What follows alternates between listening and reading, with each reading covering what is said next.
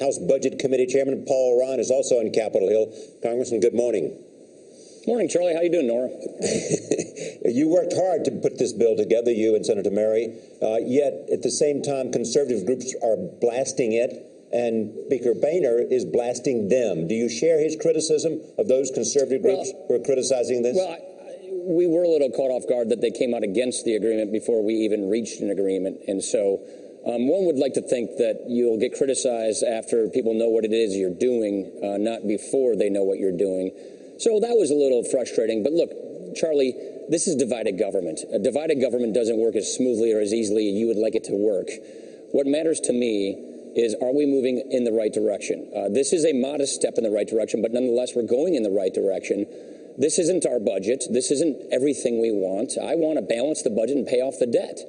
That's not what this does, but this prevents the government from shutting down in January and in October, and it results in net deficit reduction. 92% of the sequester is left in place with this agreement. So, look, in divided government, you don't get all the things you want, and what Patty and I decided to do is not require either of us to violate our principles, but see where common ground lies, and that's the result of this. But you raised the cap on federal spending to over $1 trillion. So address the specifics here and the criticism from conservatives who say you are raising spending now and just promising debt reduction later. Well, Nora, that's just the nature of how budgets work. When you change entitlement spending, or what we call mandatory spending, it takes a while for those savings to accumulate, but they're permanent savings, which are paying for temporary sequester relief or a temporary spending increase. 2 years ago, the budget I passed, we were fighting for $1.019 billion in this category of spending, discretionary spending.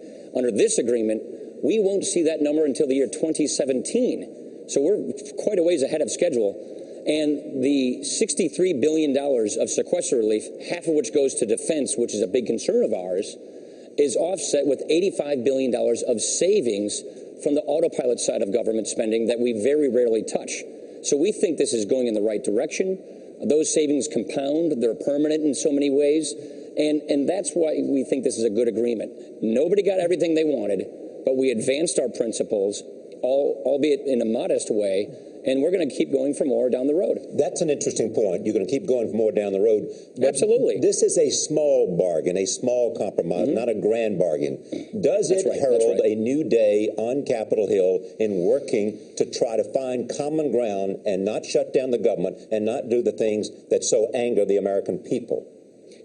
That's basically what Patty and I decided throughout all these negotiations. We sort of realized that if one of us requires the other to violate their core principle, we're going to get nowhere. And that's what happened with all these grand bargain negotiations. So we decided, let's see where the common ground exists, and let's at a minimum see if we can prevent these government shutdowns.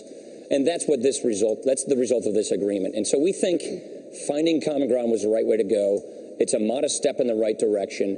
And that's where we think good government can lie. This is a broken government. It's divided, and this is how we can make it work. Congressman, I just have to get to ask you, though, because military members want to know why you asked them to take a cut in terms of cost in living increases. You know, the men and women in this country who fight and die for this country want to know why they should not get a cost of living increase like they have in the past. Well, this is a reform that was asked for us by the defense folks, by DOD and people in the defense community, because this is a part of their budget that is squeezing all the readiness, all the things that they want to buy. So it's a problem that the Pentagon has with their budget, and it's only for young retirees who are in working age. What happens is after you put 20 years in, typically you'll go get another career, and your pension supplements that. So before you're 62, your inflation update won't be as high as after you're 62. And when you turn 62, you'll get a catch-up provision.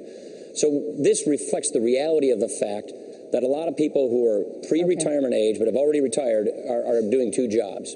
But more importantly, Nora, this frees up more money for the Pentagon so that we can meet our readiness needs. All right, Congressman Ryan, good to see you. Thank you. Thanks, Nora.